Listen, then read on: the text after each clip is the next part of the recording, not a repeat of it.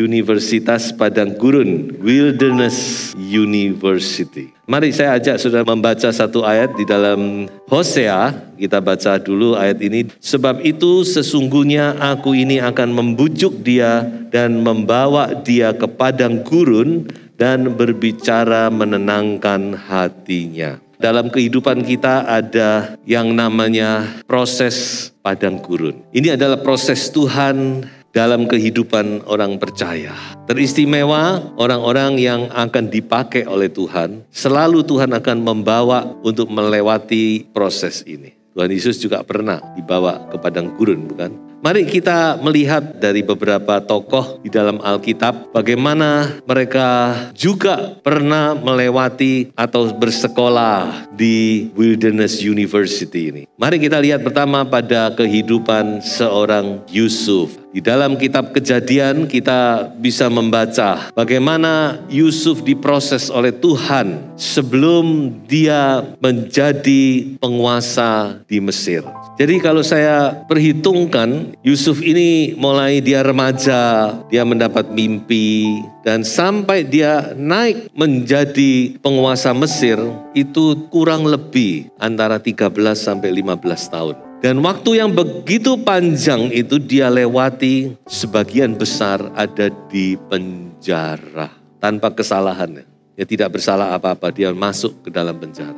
Dan penjaranya bukan seperti zaman kita ya. Penjara Mesir itu penjara bawah tanah, dungeon. Penjara yang benar-benar kotor, bau, gelap, dan sebagainya. Bayangkan, Yusuf dia harus melewati masa-masa yang sukar ini. Mungkin bagi Yusuf sendiri sudah tidak melihat adanya masa depan. Dia mungkin juga sudah lupa tentang mimpinya. Terakhir dia masih punya harapan ketika pegawai Firaun dimasukkan ke dalam penjara. Dia pesan-pesan, tolong nanti kalau kamu sudah keluar, tolong sampaikan kasusku ini. Aku di penjara di sini tanpa diadili dan tidak tahu kapan aku bisa keluar. Oke Pak, saya pasti ingat. Orang gampang ngomong.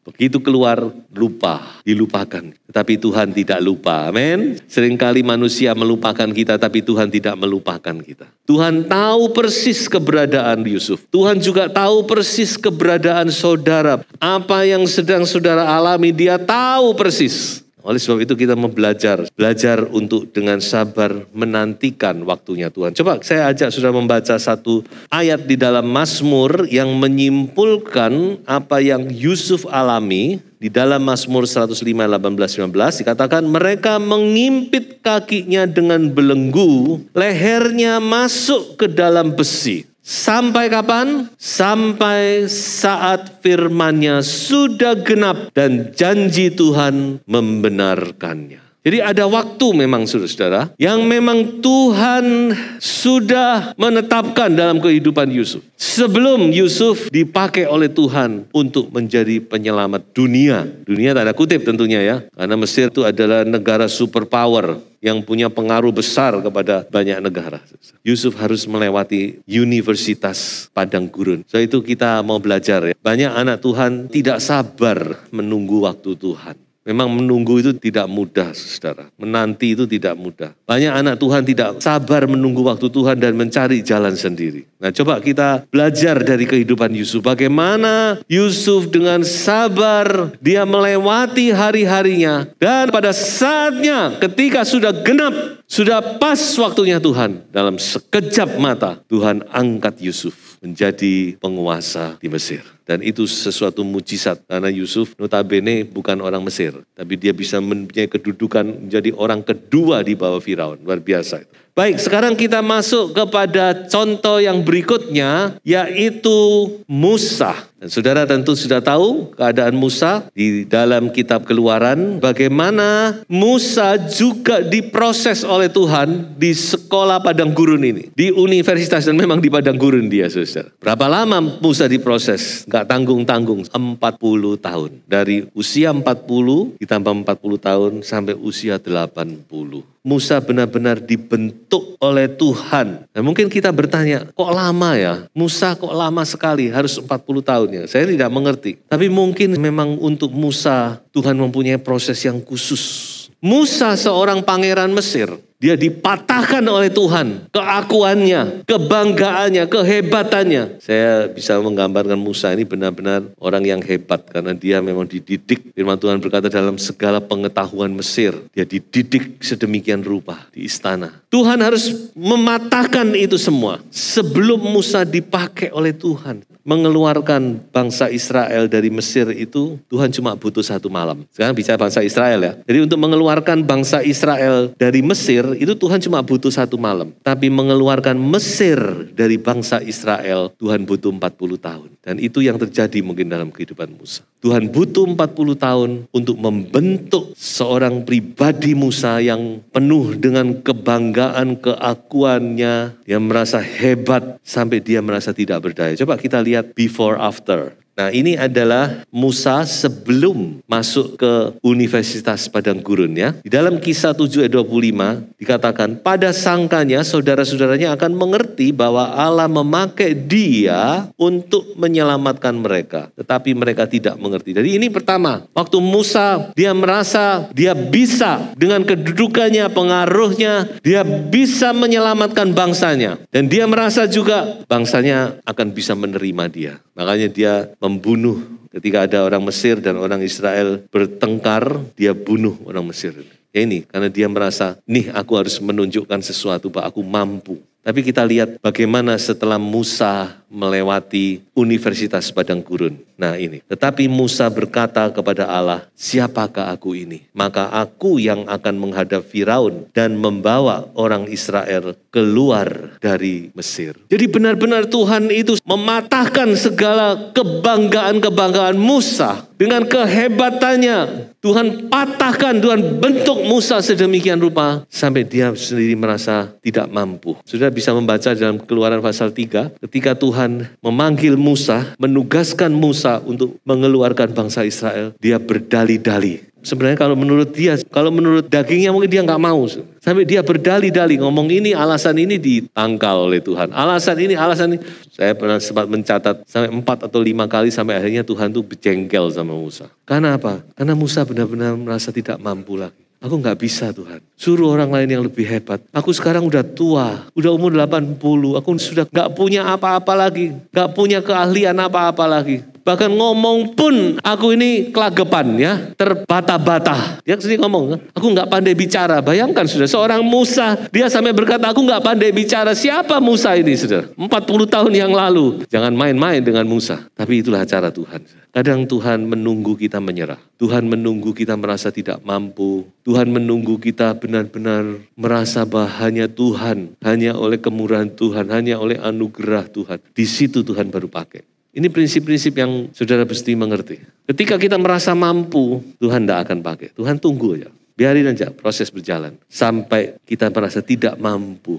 Kita bertekuk lutut di hadapan Tuhan. Kita menyerah kepada Tuhan. Di situ Tuhan akan bekerja. Yang berikutnya adalah seorang Daud. Kita tahu bersama bahwa Daud diurapi oleh Tuhan, dipilih oleh Tuhan ketika dia benar-benar masih usia muda belia, belasan tahun. Tidak disebutkan umur berapa. Dia diurapi dan dia dinubuatkan oleh Nabi Samuel untuk menjadi raja, untuk menggantikan Saul saat itu. Dan kapan nubuatan ini digenapi oleh Tuhan? Yaitu ketika dia berusia 37 tahun. Memang 30 tahun dia sudah menjadi raja, cuma menjadi rajanya suku Yehuda. Ketika dia 37 tahun baru dia diakui, diterima oleh seluruh suku Israel, 12 suku mengakui Daud sebagai Raja Israel Raya. Jadi kalau saya perhitungkan minimal 20 tahun Daud diproses diproses oleh Tuhan. Dan kita tahu apa yang Daud alami. Dia lari dari Saul, dia dikejar-kejar.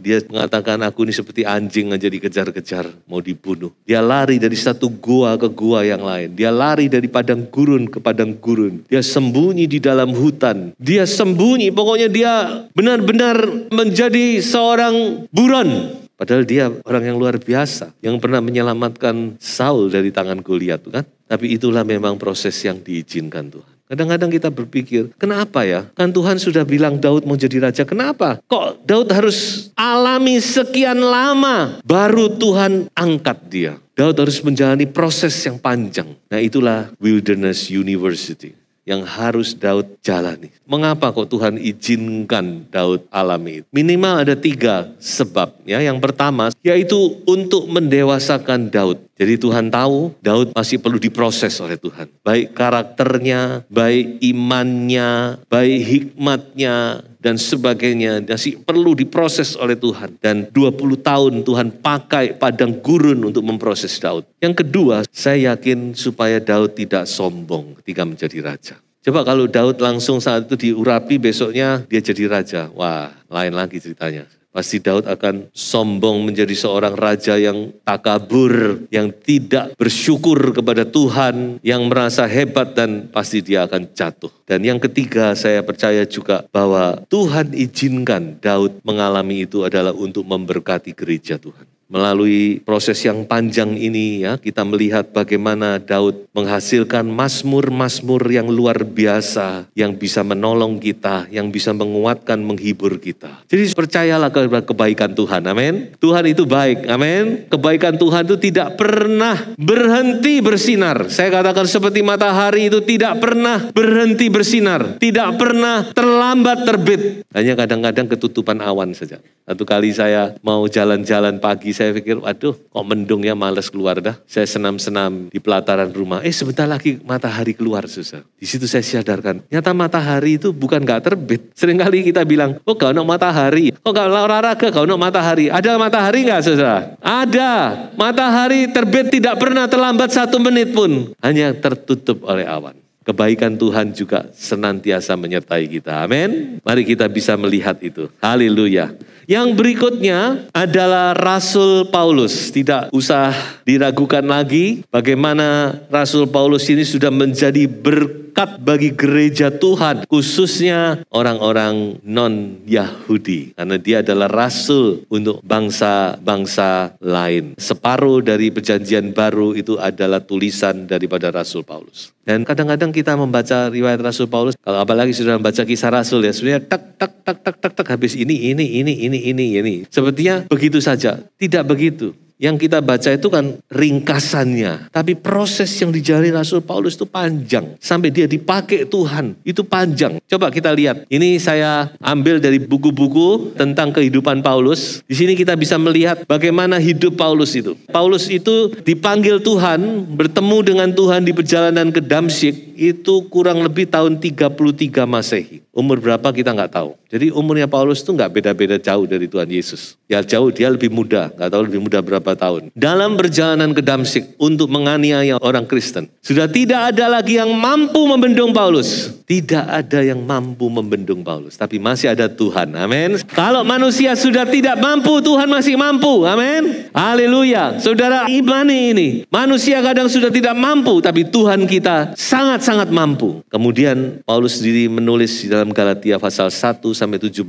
Setelah dia bertobat, dia 3 tahun pergi ke tanah Arab. Ngapain ke tanah Arab? Nah ini yang tidak diceritakan, tapi saya yakin dan percaya Paulus di situ dia menenangkan dirinya. Dia berdoa, dia kembali membaca Taurat. Karena dia ahli Taurat yang luar biasa. Tapi selama ini kan matanya dibutakan. Korintus bilang dibutakan oleh ilah zaman sehingga tidak melihat cahaya kemuliaan Kristus. Sekarang dia sudah dibukakan dan dia baca lagi Taurat. Saya yakin itu. Dia pelajari lagi dan dia di situ melihat ternyata Taurat itu semua berbicara tentang Kristus. Dia dibukakan oleh Tuhan dan dia mendapat banyak rahasia-rahasia. Puji Tuhan, ada waktu seperti itu. Kadang-kadang Tuhan siapkan waktu seperti itu.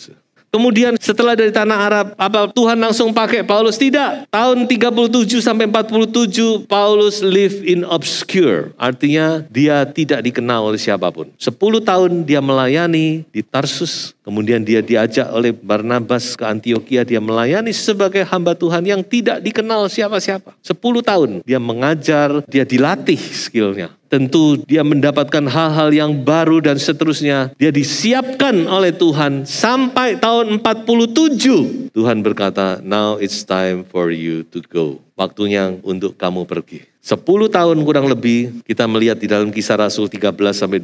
Paulus mengadakan perjalanan keliling. 3 mission trip. Misi pertama, misi kedua, misi ketiga. 10 tahun kurang lebih. Saudara. Jadi kita melihat sebelum dipakai oleh Tuhan, Paulus benar-benar dipersiapkan. Nggak langsung bertobat besoknya pergi, enggak. Saudara. Lalu tahun 57 sampai 59 Paulus ditangkap dan dipenjara di Yerusalem dan dioper ke Kaisaria. Selama 2 tahun lebih kurang lebih dia mendekam di penjara. Dan tahun 60 dia minta naik banding ke Roma karena dia pikir kalau dia terus di sini dia satu saat pasti dia akan mati. Karena orang Yahudi itu nggak pernah istirahat. Selama 2 tahun ini selalu cari cara untuk membunuh Paulus. Sudah bisa baca itu. Makanya Paulus berkata, wah nggak bisa gini terus. Lebih baik aku naik banding ke Roma. Dan dia tahun 60 sampai 62 kurang lebih dia dipenjara di Roma selama 2 tahun. Ini pemenjaraan yang pertama. Dia menulis 4 surat penjara yang sangat luar biasa. Efesus, Filipi, Kolose, Filemon. Ditulis waktu Paulus dipenjara di Roma. Ini pemenjaraan yang pertama. Setelah itu dia berjumpa dengan Kaisar dan dia diputuskan bebas. Sehingga dia dibebaskan. Dan kemungkinan besar saat itu dia, selain dia ke Pulau Kreta dan sebagainya, mengelilingi gereja-gereja yang pernah dia kunjungi, kemungkinan dia sampai ke Spanyol. Kalau sudah lihat di peta, sudah tahu bahwa Spanyol itu lebih ke arah barat lagi. Ujung barat daripada dataran Eropa. Dan itu memang keinginannya. Dia bicara bukan di Roma kalau nggak salah, dia bilang, satu saat aku akan ke Spanyol. Nah kemungkinan ini yang Paulus jalani. Lalu dia ditangkap lagi oleh Nero. Kali ini dia ditangkap bukan oleh karena laporan atau ulah daripada orang Yahudi, tapi karena memang dia adalah pemimpin agama Nasrani. Dan saat itu Nero sedang mengadakan penangkapan, penyiksaan besar-besaran kepada orang Kristen. Dan Paulus ditangkap. Dan terakhir kalinya dia menulis surat 2 Timotius. Itu adalah farewell letter. It's time to say goodbye to the world. Waktunya Paulus berkata, bye-bye, aku mau ketemu Tuhan dulu ya. Nanti aku nantikan kamu di sana. Surat terakhir. Dan dia dipenggal kepalanya oleh Nero. Jadi kalau kita melihat keberadaan kehidupan Paulus ini, kita melihat sudah bagaimana Tuhan itu memproses Paulus. Jadi hidup anak Tuhan itu tidak bisa lepas dari proses. Saudara mungkin saat ini sedang menjalani proses. Saudara jangan goyah imanmu. Percayalah, tadi saya katakan bahwa kasih Tuhan tidak pernah meninggalkan engkau. Amin. Penyertaan Tuhan tidak pernah meninggalkan saudara. Dalam keadaan apapun juga, gembala yang baik itu selalu menyertai domba-dombanya. Sebab itu tetaplah setia, ya, tetaplah tenang dalam proses Tuhan, tetaplah maju sebab Tuhan kita, Tuhan yang luar biasa. Haleluya. Puji Tuhan.